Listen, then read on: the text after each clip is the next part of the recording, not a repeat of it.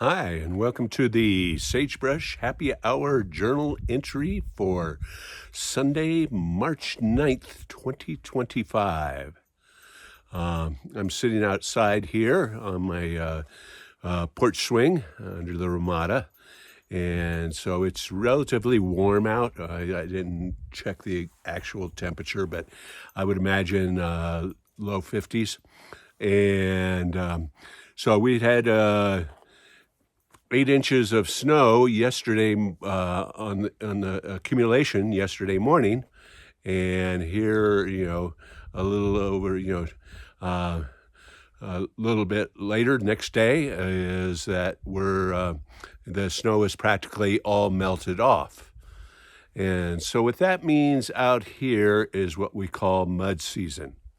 And so mud season is usually toward the end of February and through March, and it's when we start getting these quick-moving snowstorms that melt off relatively quickly, or if we get rain or any moisture, is that it basically turns that soil into a quagmire.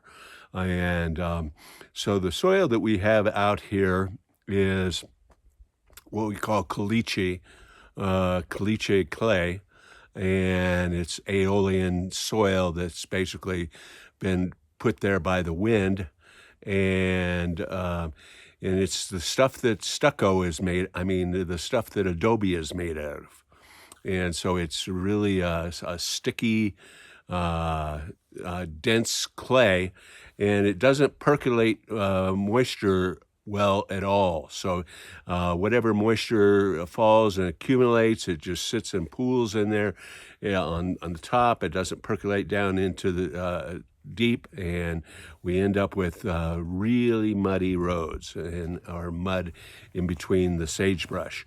And another factor in this is, of course, that our bedrock is only like 1.5 to 2 feet down below us, and that's all that volcanic rock, and it just basically acts as a cap there, and it just keeps all the moisture up there in the mud. So so we've got this basalt base, and then we've just got a foot or two of caliche clay on top of that.